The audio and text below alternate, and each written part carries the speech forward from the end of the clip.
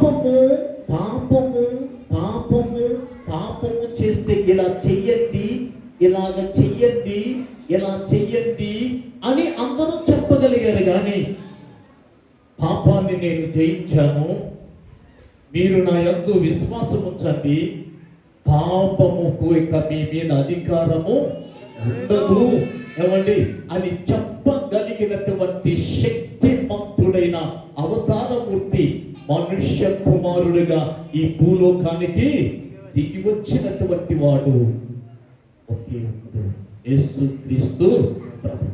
అందుకే మతాధిపతులు, పీఠాధిపతులు, శాస్త్రులు ఏమండి మత ప్రజ్ఞత కలిగిన వారు అందరూ ఉంటుండగా ఏమండి నాలో పాపము కలదని మీలో ఏమండి మీలో ఎవరైనా ఒకవేళ రుజువు చేయరు. ఆంటీ కుర్చీ ఏమండి, కూర్చోమ్మా, ఆంటీ కుర్చీ ఏమండి, రుజువు చేయగలరా? చూడండి, రుజువు చేయగలరా?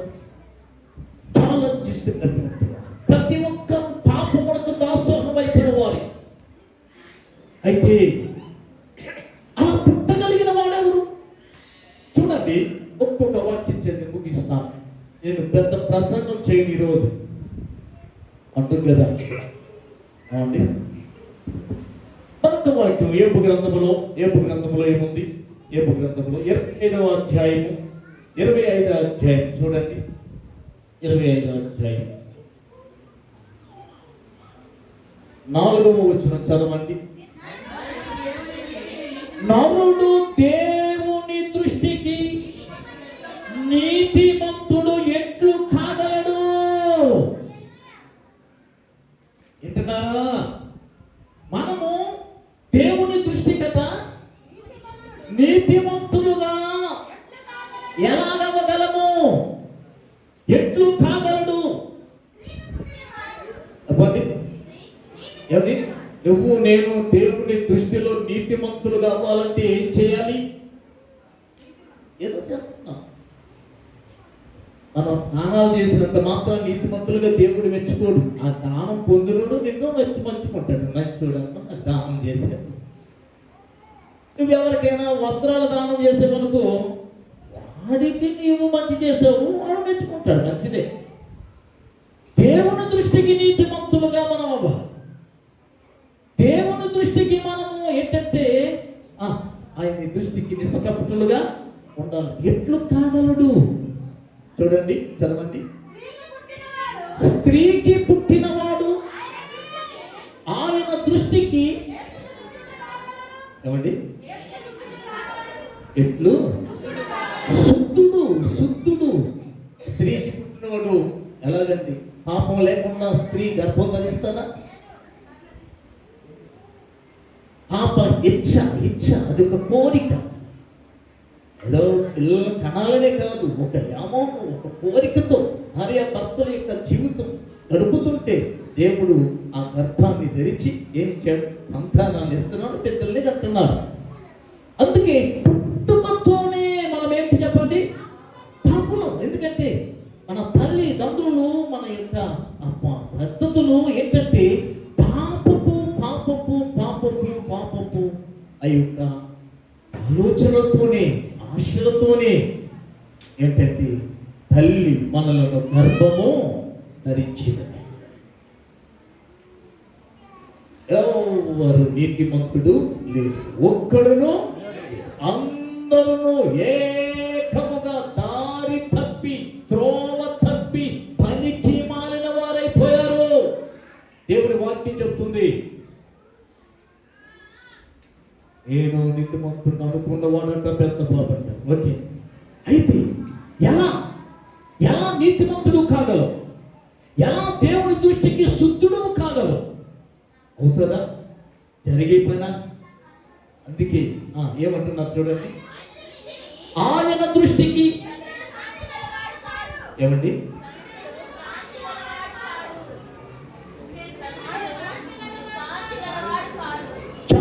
చంద్రుడు కాంతి గలవాడు కాడు,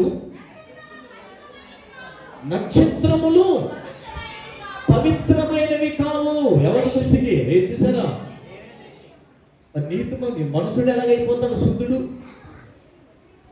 దేవుని దృష్టికి అండి, ఒక నాయకుల దృష్టికి నేను మంచోడు అయిపోవచ్చు, మీ దృష్టికి నేను మంచోడు అయిపోవచ్చు. ఇప్పుడు చూస్తున్నారు మీరు అందరూ, పాస్టర్ గారు అంటే ఎంత మంచోడు అనుకుంటున్నారు మీరు. కానీ నేను ఎవరి దృష్టికి మంచోడు అవ్వాలి? దేవుని దృష్టికి మంచోడు అవ్వాలి. ఒకవేళ నేను అనుకుంటున్నాను మీ అందరి మనసులు దోసేస్తాను నేను మంచోడిగా, మీరందరూ నన్ను మంచోడు మంచోడు మంచోడు నీతిమంతుడు అనుకుంటున్నారు. నాకు చాలా సంతోషమే. కానీ అసలైన సంతోషం, అసలైన ఆనందం, మీరిచ్చిన సర్టిఫికెట్ నన్ను పరలోకం తీసుకెళ్తాం, మీరిచ్చిన సర్టిఫికెట్ నన్ను స్వర్గలోకానికి నడిపించదు. నాకు ఎవరు ఇవ్వాలి సర్టిఫికెట్? నేను మంచోడునని, నేను నీతిమంతుడునని, ఏమండి నేను శుద్ధుడునని ఎవరు ఇవ్వాలి? దేవుడు ఇవ్వాలి. దేవుడు ఇచ్చినప్పుడు ఏమండి నాకు గొప్ప. డైరెక్ట్గా దేవుని దగ్గర ఇలా చచ్చాను అనుకోండి, వెంటనే దేవుని దగ్గర కూర్చుంటాను. ప్రతి ఒక్కరూ చెప్పుకోండి, మనసులో పెట్టుకోండి, ఎవడు ఈ భూమి మీద ఉండడు, ప్రతి ఒక్కడు చచ్చిపోవాలి. చచ్చిపోయాక నీ బ్రతుకు అంతమైపోలేదు. చాలా మంది అనుకుంటారు, తెలివి తక్కువ వాళ్ళు, జ్ఞానం లేరు అనుకుంటారు, ఏటంటే చచ్చిపోయాక అనుకుంటారు. అంటాను, నువ్వు దేవుని యొక్క విషయాలు తెలిసిన వాడవైతే చచ్చిపోయాకనే అసలైన జీవితం. ఒకవేళ చంద్రుడు ఆయన దృష్టికి ఏమండి నీతిమంతుడు కాకపోతే, ఒకవేళ నక్షత్రాలు ఏమండి ఆయన దృష్టికి పవిత్రము కాకపోతే, నిశ్చయముగా పురుగు వంటి మనుషుడు, పురుగు వంటి నరుడు ఆయన దృష్టికి పవిత్రుడు కాగలడా? మనం ఏంటండి పురుగు, ఏమక్కర్లే. మనం చూడండి, ఒకసారి దోమ ఇలా ఉంటుంది, వాళ్తుంది, మీద పడుతుంటుంది, పక్కన కొడితే అదేమైపోయింది? అయిపోయింది. ఇంకో మాట చెప్తున్నాను, ఆ దోమైనా చాలాసార్లు మనం కొట్టుకునేది చేస్తుంది, అది తప్పించుకుంటుంది. కానీ మనం అలా తప్పించుకోలేదు. ఎన్నిసార్లు అండి నిజంగా చెప్పండి, మీరు ఎన్నిసార్లు కొట్టుకోలేదు? గట్టిగా అని తోడుతుంది, దోమ ఎగిరిపోయింది, దెబ్బ మనకు తగిలేసింది. అలాగే ఎన్నిసార్లు మీ అందరికీ తెలుసు. నేను ఎన్నిసార్లు కొట్టుకున్నాను, దోమ కొట్టలేకపోయి, కానీ ఒక్కోసారి దొరికాను. కానీ ఆ దోమైనా తప్పించుకోగలదు, కానీ మనము తప్పించుకోలేము. అయితే అలాంటి మనలన్నట దేవుడు ఏం చేయడానికి వచ్చాడో తెలుసా? మరి అలాగా ఆయన అక్కడే ఉంటే దేవుడిలాగా, ఇక్కడ మనం ఎన్ని రక్తాలు పోసినా, ఎన్ని దానాలు చేసినా, ఎన్ని ఎన్ని ఎన్ని ఎన్ని చేసినా ఇది మారటం లేదు కదా. ఏది మారాలి? ఇది మారాలి. ఇవి మారుతున్నాయి, ఇవి మారుతున్నాయి, ఇవి మారుతున్నాయి. ఇలా ఉంది, ఇలా ఎంచుకోవచ్చు. ఇది మారుతుంది. ఏమండి ఏవేమో మార్చుకుంటాం మనం, కానీ అసలైంది ఏంటంటే ఇది మారాలి. ఇది మారాలంటే ఏం చేయాలి, ఏం చేయాలి అని చూసి, అందుకే రోమపత్రికలో ఏం జరుగుతుందో తెలుసా? రోమపత్రిక ఒక మాట, రోమపత్రిక 9:5 చూడండి. 9:5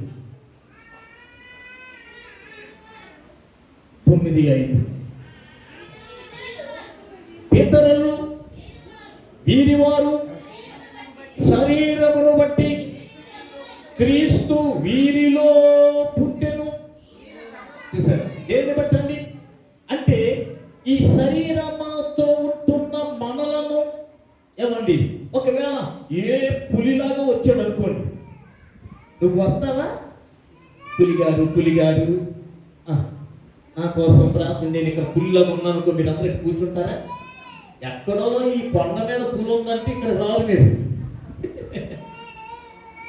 ఏమండి, ఈ కొండ మీద పులి తిరుగుతుందంటే పాస్ట్ గారు ఇక్కడ క్రిస్మస్ పెట్టారు రండి అంటే, ఓ నాయను ఆ కొండ మీద ఉందంట పులి కదా. ఇక్కడ ఎంత బిర్యానీ తిన్నా ఇది పెడతామమ్మా అది పెడతామని ఏదైనా కదా. మరి అలాంటిది దేవుడు కానీ ఇంకొక వేషంతో వచ్చాడనుకోండి, మనం ఆయన దగ్గరికి వెళ్ళగలమా? అందుకే పితరులు వీరివారు, కానీ ఈయన శరీరమును బట్టి క్రీస్తు వీరిలో పుట్టెను. కానీ ఈయనేంటో తెలుసా? నీకు లాంటి నాకు లాంటి టేస్టులకు అలవాటు పడినవాడు కాదు.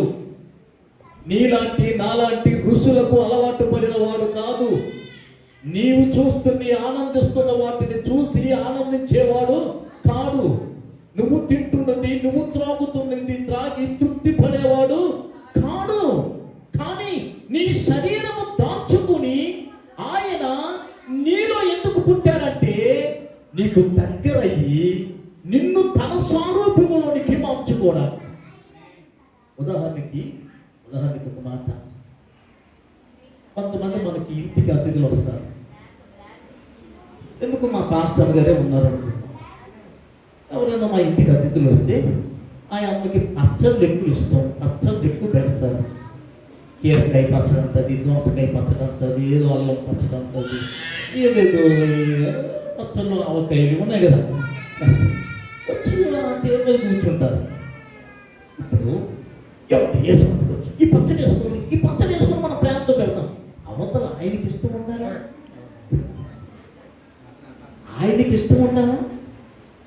నీకైతే ఇష్టం, కానీ ఆయనకి ఇష్టం ఉండాలి కదా. అది వేసుకుంటే ఏం చేస్తారు? పాస్టర్ గారు వేసుకోమంటున్నారు కదా అని పాపం వేసుకుని రుచి చూసేక అమ్మ పచ్చడి ఉందా ఇయ్యన. అప్పుడు ఏమైనట్టు మనకి? ఆయనకి ఇష్టము అయినట్టు. లేకపోతే నెయ్యి పోసి పెడతాం. అందరికీ నెయ్యి ఇష్టమా? నెయ్యి అందరు నీకు ఇష్టమేమో. నెయ్యి వాసన పండ్లు ఉన్నారు. నెయ్యి అయితే ఎకారం వచ్చేది కొంతమందికి. అర్థమైందా? అందరూ ఒకలాగా ఉండరు. నెయ్యి ఇష్టం వాళ్ళు ఉంటారు, కారం ఇష్టం వాళ్ళు ఉంటారు. ఏం ఉదాహరణకి ఏం అక్కర్లేదు. మాకు ఉదయం ఉప్మా చేశారు. నాకేంటి ఇష్టం అంటే ఉప్మాలో ఉల్లిపాయ, పచ్చిమిరపకాయ, ఒక అల్లం వేసి చక్కగా ఏ రంగు వేయకుండా ఆ ఉప్మా వేస్తే అంటే నూనె పోసి చక్కగా. ఉప్మాలో కొంతమందికి ఏంటి ఇష్టం? అందరికీ నాకు ఇష్టమని అందరికి ఇష్టమైద్దా?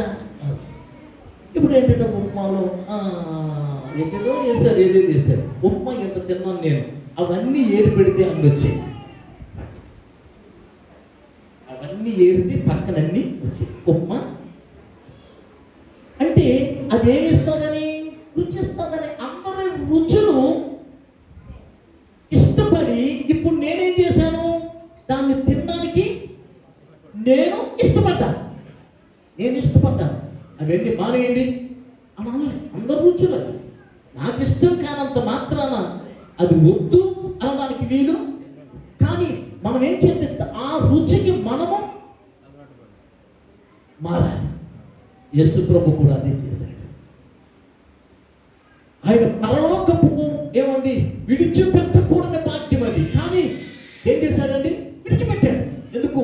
నీతో స్నేహం చేయాలి, నీ హృదయంలో పరిపూర్ణమైన సంతోషాన్ని ఇవ్వాలి. ఒక మనిషిగా నీతో కలిసిపోవాలి.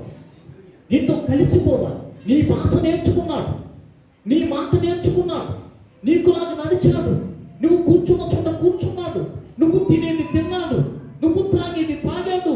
ఏమండి? యేసు ప్రభు ఏం చేశాడంటే తానేదో తన ప్రభావాన్ని చూపించడానికి రాలేదు. ఏమండి? నీ స్థితి ఏంటో గమనించడానికి వచ్చాడు, నీతో స్నేహం చేయడానికి వచ్చాడు, నిన్నేమో తన స్వరూపానికి మార్చుకోవడానికి వచ్చాడు. యేసు ప్రభు అదే చేశాడు. కనుక దేవుని యొక్క మాటను బట్టి చూస్తున్నప్పుడు ఇక్కడ పాప సహితునిలో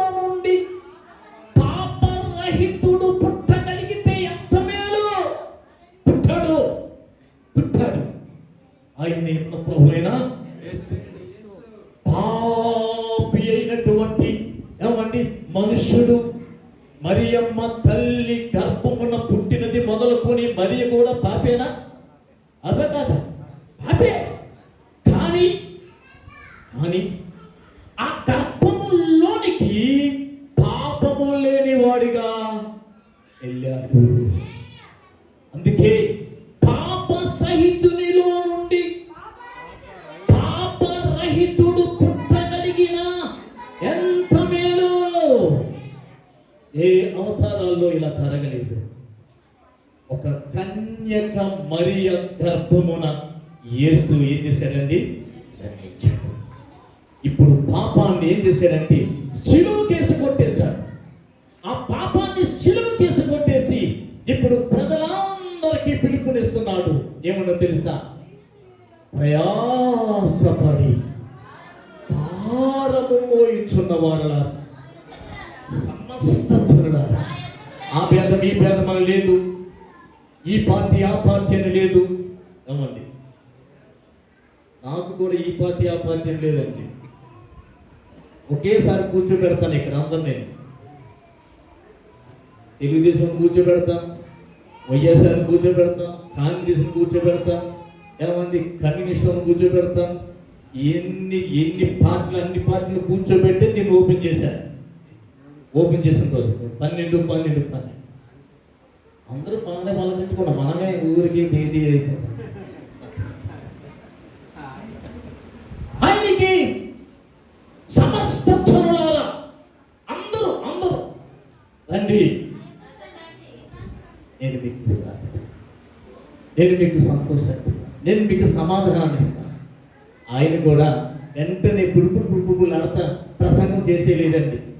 30 సంవత్సరాలు మనిషి నాడేంటూ పసిగట్టి మనుషులతో తిరిగి మనుషులతో సహవాసం చేసి 3.5 సంవత్సరాలే ఆయన ఏం చేశాడండి? దేవుని వాక్యాన్ని 30వ సంవత్సరాన్ని ప్రారంభించాడు. అంటే మనిషికి చేరువయ్యాడు, మనిషి బాధ ఏంటో గ్రహించాడు, మనిషి మనసులో ఉన్న దుఃఖం ఏంటో చూశాడు. దానిని తొలగించడానికి ఏది కారణమో ఏంటి, ఆ దుఃఖానికి గల కారణమైన పాపాన్ని తీసి దాన్ని సిలువకేసి కొట్టి మనకి నిత్య జీవాన్ని ఇచ్చాడు.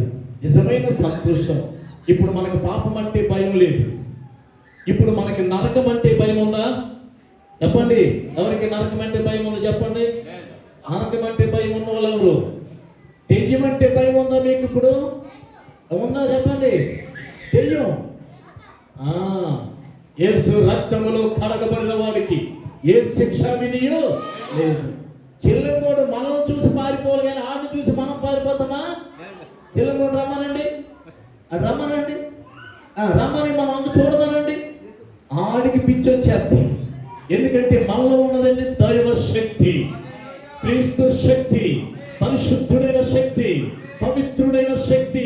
పాపము లేనివాడు, పాపాన్ని గెలిచిన వాడు, అదే కాదు మరణాన్ని గెలిచిన వాడు, సమాధిని చించి మృత్యుంజయుడిగా లేచిన వాడు ఆ ప్రభువైన యేసు. అందుకే మనకి అదే మనకి సమాధానం, అదే మనకి శాశ్వతమైన ఆశీర్వాదం ప్రభు దగ్గర. అట్టి ఆశీర్వాదాలు మీ అందరూ అనుభవించి పొందుకొని ఈరోజు సమాజానికి దేవుని యొక్క సారూప్యముగా కనబడి ప్రభు మిమ్మల్ని ఇంకా క్రిస్మస్ సంతోషాలతో, క్రిస్మస్ ఆనందంతో ఎదురున్నటువంటి నూతన వసంతంలో నడిపించునుగాక.